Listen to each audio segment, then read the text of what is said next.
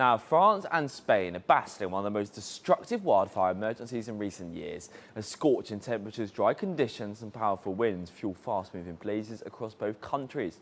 Where more than 300,000 people have been evacuated, while tens of thousands of hectares of forest and countryside have already been reduced to ash.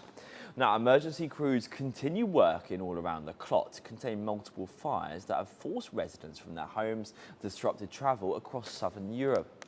In France, the city of Bordeaux has been blanketed by thick smoke as a major wildfire burns just 15 kilometres away. Now, residents describe skies turning orange, ash falling from above and smoke so dense that many people have begun wearing face masks to protect themselves. Now, communities across the whole region have been placed on high alert as firefighters race to prevent the flames from spreading forward.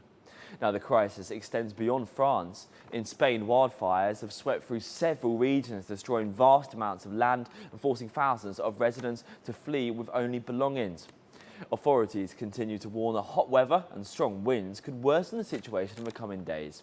How this disaster is unfolding, well, we can see in this package. The wildfire emergency unfolding across France and Spain is leaving behind scenes of destruction, uncertainty and heartbreak. Near the French city of Bordeaux, thick smoke has covered the skyline as flames continue to burn dangerously close to residential areas. Residents say the air has become difficult to breathe, with many choosing to stay indoors or wear protective masks whenever they step outside. Some describe the city as being covered by an orange haze, with the sun barely visible through the smoke. Ash has fallen across neighborhoods, while authorities continue monitoring changing wind conditions that could push the fire closer to populated areas. Across France, emergency services have evacuated thousands of residents and tourists from communities considered at immediate risk. Firefighters are working tirelessly to protect homes while aircraft drop water on advancing flames. In the seaside region near Biscarrosse, local residents have opened their homes to people forced to flee, describing scenes of fear, uncertainty, and emotional exhaustion. Further south in Cotignac, families watched flames race towards their properties. Some fires came within meters of homes before firefighters managed to stop their advance.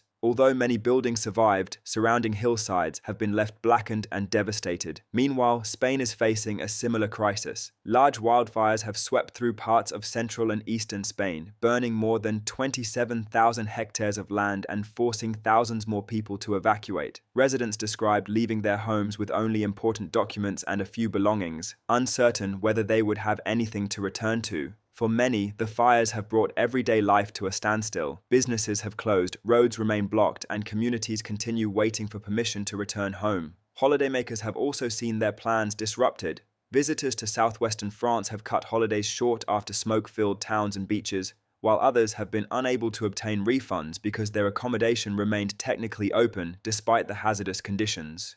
Scientists have repeatedly warned that climate change is increasing the frequency and intensity of extreme heat waves across southern Europe, creating conditions in which wildfires spread faster, burn hotter, and become far more difficult to control. As firefighters continue their battle against the flames, thousands of families across France and Spain remain displaced, hoping conditions improve before more homes and livelihoods are lost. The scale of this emergency highlights the growing challenge extreme weather events pose all across Europe.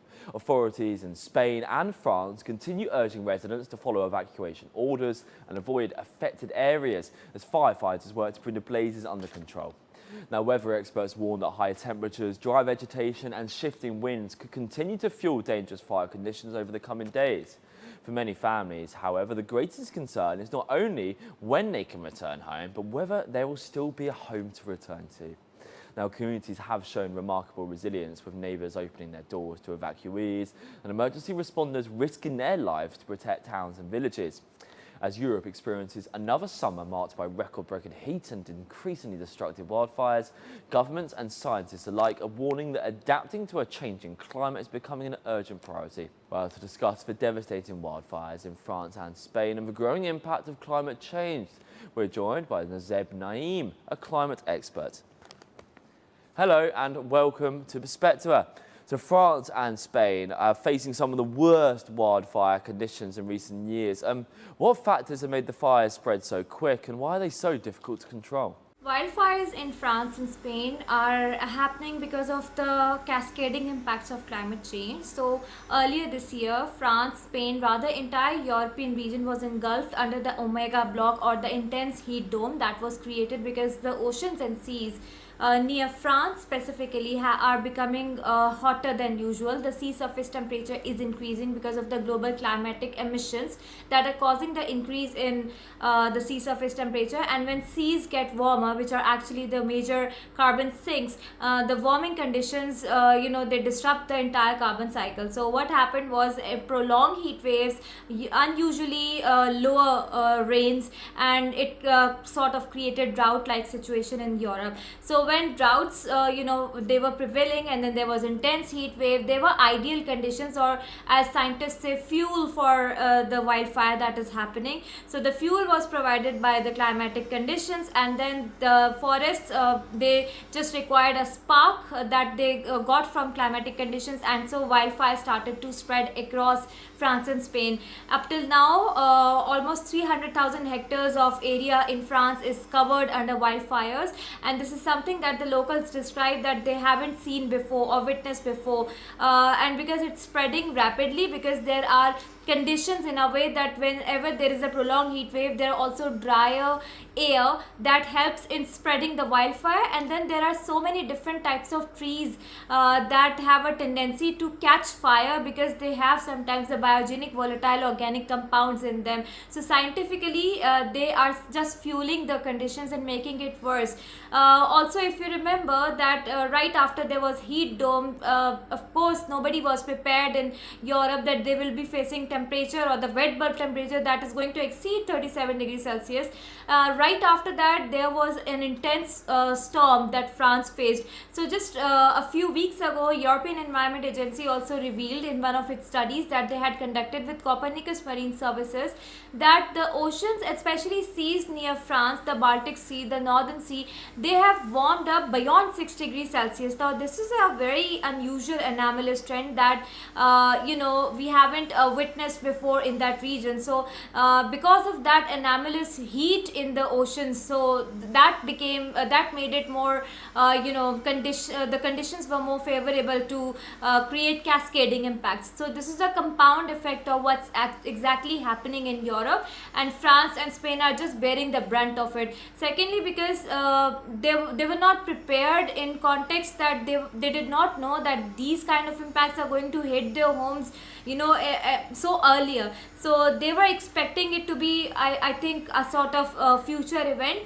not a current emergency that they're going through, and similar is happening in Canada as well. So the entire world is engulfed under climatic impacts, which means that climate change does not recognize any borders. It does not know what is developing region. However, it is going to remain favorable towards those countries who act more ambitiously and who have more plans and actions that are actually prioritizing environment as a development and fiscal priority. So even in France and even entire Europe, they need to invest more in the nature-based solutions, more in increasing the buffers, the blue and green buffers, and more towards those regions that are not able to cope up with these kind of climatic impacts, because heat wave in South Asia is going to impact Europe as well. So this is like a cumulative impact of the overall climate change that is being caused by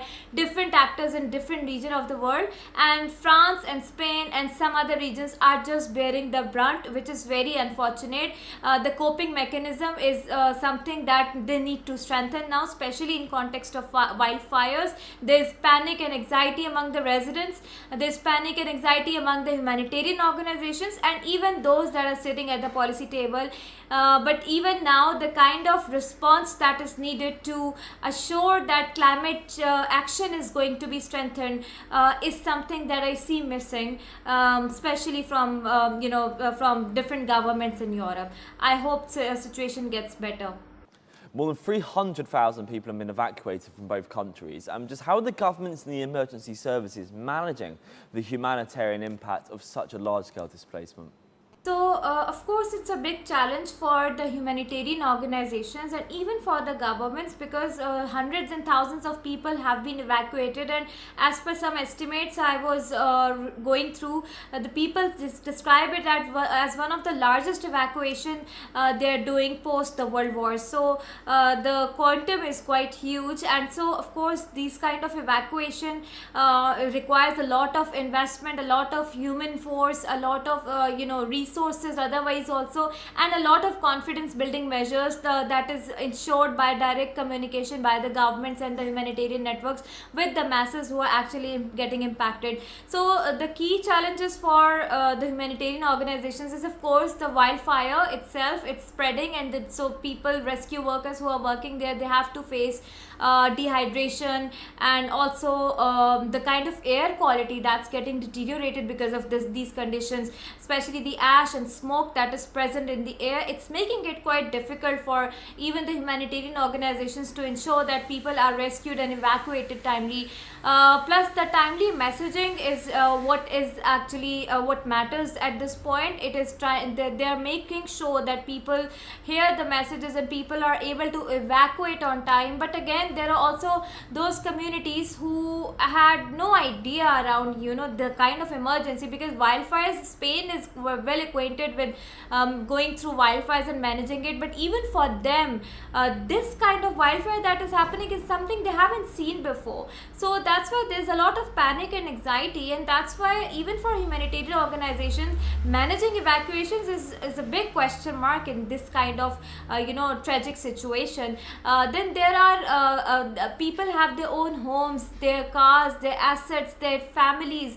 Some people might shift somewhere, but some people when they get evacuated, they have nowhere to go. And the feeling of losing your house when you go back, and when you'll have no house there, it's extremely full of anxiety and traumatic experience. So for humanitarian workers to manage these kind of people and the communities with the confidence building measure is extremely essential component, and this is also a challenge for them. So also because this is an economic loss in itself, that the entire resources in context of curtailing the fire, in context of managing the fire with chemicals or water or whatever strategy they're using, it's taking a lot of human resource because the quantum is so huge. So yes, it's a bit of a challenge for them. And I hope that other countries in the region keep on supporting them so that they're able to manage it properly, because wildfire in one country will not remain in one country if it is not managed efficiently. So humanitarian organizations have a very critical role in context of managing wildfires. Well, residents near Bordeaux have described thick smoke, falling ash and fear as fires approach the populated areas. How serious is the threat to major cities and also to communities? It's a huge threat, because especially the phenomena that is there that people describe as the wildfire urban land interface, where there's vegetation and forest and people have built their homes there. So of course, although wildfire is a bit away from those communities, but because of the dry winds, they carry ash and smoke and even the particulate matter towards other regions. It gets spread. So of course, for people who are living a bit away, their falling ash, it gives them anxiety, it gives them panic, and they get confused, and they get in a mode that what are they supposed to do if wildfire is not able to be curtailed, or if it spreads towards their houses as well, because there are vegetation also in the urban land. So there's a huge tendency that vegetation can can get fire, it can catch fire. So definitely the panic mode is there. The people are they're confused if they need to evacuate, because if ash is falling, so what they are supposed to do. Although government is giving advisories, different agencies are working, but still of course it's not easy that in this kind of state, when you are confused if wildfire is going to reach you or not, people they don't have any right set of decisions to take at this point. So they're perplexed and they are panicking. So yes, and the ash and particulate matter 2.5, these are the major components of the smoke. So it's creating creating a public health emergency for those people who are not there but who are even away from those wildfires. So the air quality is deteriorated, it's causing lung diseases, it's causing impact on the people who are prone to allergies, it's causing rhinitis for so many people. And yes, of course, the emergency services like schools and education and even workplaces, they continue to do business as usual in those areas where wildfires has not spread, but the air quality is deteriorated. So yes, it's a public health emergency and there's a load on health sector as well, and getting right kind of treatments and right kind of medication is extremely critical at this point. But unfortunately, unless and until the wildfires are curtailed, the air quality is going to remain deteriorated. So yes, I believe the public health emergency is being treated as a priority by the government of France and Spain. So I hope that people are able to manage it in a better way, and I hope that the air quality, I hope it rains there, so that in the areas where air quality is getting worse, so that at least they get some fresh air to breathe in. So the scientists have linked increasingly severe heat waves and dry conditions in Europe to the growing risk of wildfires. How significant a role is climate change playing in this crisis? Climate change has a very primary role to play in this crisis. Climatic conditions became fuel for this wildfire. There was a mega block heat waves and prolonged heat waves. Then there was less than normal rainfall, which provided drought-like conditions. So climate change exacerbated this entire scenario. Europe has been investing in climate action for decades now, which is really good. They have been investing in clean energy and everything. But the fact is that climate change recognizes no borders. So as I mentioned, if Europe is investing but other regions of the world are either getting impacted or have no means to invest in climate change, or have means but sometimes they do not invest in climate change, so because of their climatic emissions too, it will not stay at their homes only, it is going to reach Europe. So if Pacific Ocean is warming up, it is going to create an impact for Atlantic Ocean as well.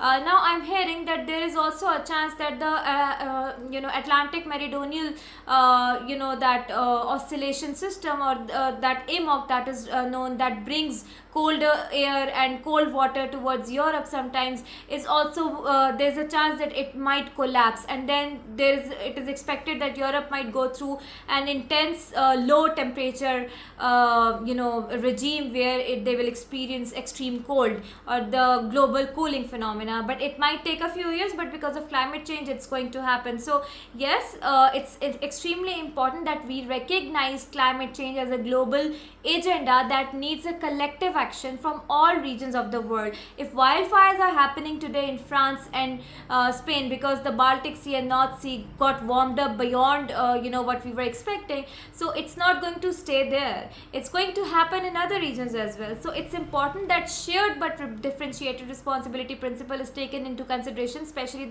after Paris Agreement. It's important that countries realize this aspect and they invest in climate action. Otherwise, if it's happening today in France and Europe, it's going to happen in other parts of the world unless we take strong action. Opposition parties describe the action politically motivated because the university what are the biggest challenges emergency crews are the government says it is simply enforcing the law.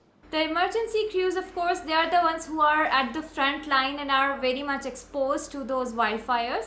The key challenge that they have to face is the fire itself, and then also the dehydration because it's extremely hot, and also the kind of injuries that they have to face whenever they are doing evacuations, because it's not just the people that they are trying to help, it's also the animals, because of wildfires entire ecosystems are impacted, so they're trying to help it, and then they're also involved in controlling the wildfires and helping to stop the spread of the wildfires. So in this condition, sometimes the fire fire can change direction also because of the winds and because of any other factor in the atmosphere. So they are at major risk, and they are also facing a sort of anxiety in a way that they also cannot say for sure that what's going to happen if these are not curtailed. And then there's also a panic among the communities who they have to evacuate and rescue. So the kind of trust and confidence building, it matters a lot, and rescue workers are they're always involved, but again they also require support from not just from the government but also from those communities. So of course it's a big challenge for them. They get impacted as well. They lose their homes as well sometimes if it's in the area where wildfires are happening, but in the line of duty they prefer to support and save the people they are bound to. So in that perspective, it's important that communities also provide them support. Communities also help them in context of whatever is required at that point. They require water also, they require some safe spaces, they also require assurances from the government that they are doing their best. So rescue workers should be supported from all stakeholders, and also not just the rescue workers in France and Spain, but rescue operations should be supported, especially in this kind of situation, by other countries also, on humanitarian grounds and even on political grounds also, because there are different countries who are sharing border. It's Europe, of course, so if wildfire is happening in France, it can impact other regions. I'm sure the air quality is deteriorated in other parts of the European region as well because of the wildfires happening in Spain and France, because it's almost thousands of hectares of land that is burning. So and biodiversity is also migrating. So yes, I think it has to be a collective effort. If it's a union, that's European Union, that this is the time to show how they can unite to improve rescue operations, to improve humanitarian support, and overall to improve the situation in context of building or strengthening climate action. Well, thousands of residents and holiday makers, I should say, have had their lives disrupted, with some losing homes and others forced to abandon their travel plans. Just what long-term impacts could these fires have on the affected communities? So, of course, this is a tourist season in Europe, and many tourists are traveling to France and Spain. So, yes, the tourism sector is going to bear a lot of brunt because of these wildfires. They have changed their plans, as you mentioned. So, yes, tourism is going to be impacted, and it is going to directly impact the economy. So if tourism is not happening, because there are many parts of the region which are dependent upon tourist-based economy, so yes, it has a direct economic loss and damage aspect attached to it. Apart from that, people are now going to be reluctant, because if intense heat is what's going to prevail in Europe in the future years or the upcoming years, then of course tourists are not going to be attracted. So in this perspective, how ecotourism gets promoted is also a big question mark for the countries in the region, and also how to sustain the tourist-based economy and overall economic development, how they plan in future in context of forest governance, how forest governance needs to be improved. If there is a smaller fire incident, how that needs to be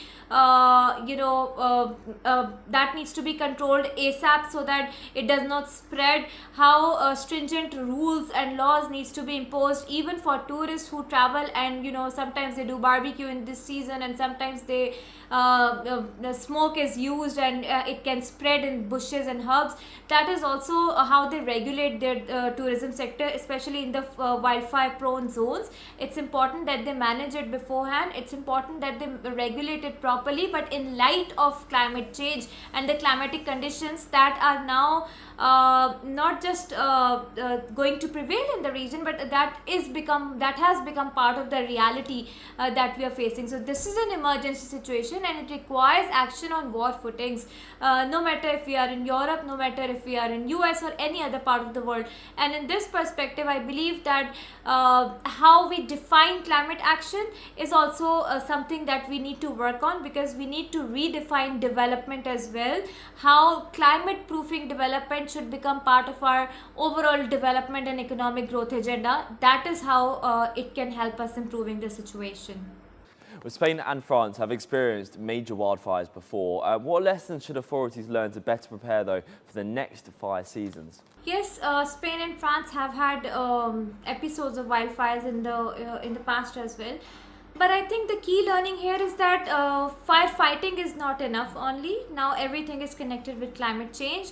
Biodiversity loss is essentially going to be your ecosystem loss, which is going to be translated into your economic loss, and also it is going to be translated into your public health and overall infrastructure impacts and losses. So in that perspective, it's important that we redesign and rethink our governance of forests, our governance of the ecological assets. We also consider climate critical infrastructure as an integral infrastructure that is required to improve development. Even if that's economic agenda or environment agenda, we must realize the fact that economic gains will be reversed if there are many floods, if there are more wildfires, if there are more heat waves. So in order to stop that reversal, we need to ensure that our development is climate proof. We need to ensure that if these kind of wildfires are becoming worse, how we need to work out on plantation, how we need to work, what kind of plantation can help prevent this. So this is essentially nature-based solution that I've mentioned earlier, and also about adaptation, locally led adaptation, how community ownership can be given to, so that they are in a better way to manage these kind of aspects, and they're in a better way to tell about these kind of incidences if they are occurring, so that the coordination between those communities and the governments and the rescue departments is essentially strengthened. And also they are aware that climate change is very much part of the agenda of governance and development and economy. So that's why everybody should play their part. Why it's important to stop or using fossil fuels, or to reduce the usage of fossil fuels, why it's important to shift towards EVs and clean energy transition, and even why it's important to not chop down forests, because if we do that, this is the kind of situation that we are going to get ourselves into, and it becomes extremely difficult because we are going to lose our livelihoods, we are going to lose our land, we are going to lose our ecosystems, we are going to lose our assets. So to prevent it, it's important that confidence building measures are improved in Europe among communities and the governments, and also there should be a national level realization in France and Spain that this is a collective action that can help us improve the climate action in the region. Otherwise, even good work, if it's being done in silos, it will not create the kind of outcomes that are needed to prevent these kind of episodes in future. And as extreme weather events become more frequent, what urgent steps should European governments take to protect the people, the forests, and also the vulnerable communities? So essentially, it has to be locally led adaptation plans. There has been a lot of focus on mitigation throughout Europe. Clean energy transition has always taken a lead. That is really good approach. But to manage certain kind of impacts, we need to adapt to those impacts. And in adaptation, nature-based solutions are always mission critical, especially in these kind of regions which are prone to wildfires, intense heat waves, and drought-like situation. How we can recharge our groundwater resources, how we can keep our water resources clean, how we can conduct scientifically informed plantation drives that are actually helpful in managing and curtailing or reducing these kind of wildfires, how we are improving scientifically informed forest governance, where we know that where biogenic volatile organic compounds sort of trees exist that can catch fire more rapidly compared to other kind of shrubs, herbs, and trees. What kind of vegetation should be planted to secure the urbanized areas? What kind of transportation is feasible? What kind of activities can help us in reducing the incidences of fire in forests? So ecotourism, investing in adaptation, investing in nature-based solutions, investing in confidence building measures among communities, because awareness is not something that you do after decades. Awareness is an ongoing cycle that needs to continue in wake of these kind of emerging climatic conditions. So scientifically informed policy communication should be there. Technical people should guide the overall governance of forest, overall climatic action, and community ownership should be there. So the kind of climate adaptation stewardship approach is what's needed. The kind of investments in small medium enterprises that can support in also major businesses, the mega businesses that need to support climate adaptation is extremely crucial. So we need to assess the investor confidence as well, if they are confident enough to invest in adaptation, because globally I know that adaptation is difficult to measure, adaptation is difficult to track, and its indicators are difficult to achieve. So that's why private sector is a bit reluctant. Other than the basic CSR activities, they do not always fund adaptation, but I think it also depends upon what kind of priorities are settled by the governments across the globe. So if governments are prioritizing adaptation, and if that is something a policy need, then I'm sure private sector will be they will always step in to work on improving the situation and to support the government and the communities. Thanks so much. Appreciate your time today. Well, that is all for today's edition of Perspective. Our thanks go to our guests for sharing their views on the proposed demolishing of Muhammad Ali Jawahar University in India, and also shedding light on the devastating wildfires in France and Spain. Please, for more stories and updates, follow us on social media. My name is Tom Philpott. Thank you so much for watching, and we'll see you next time.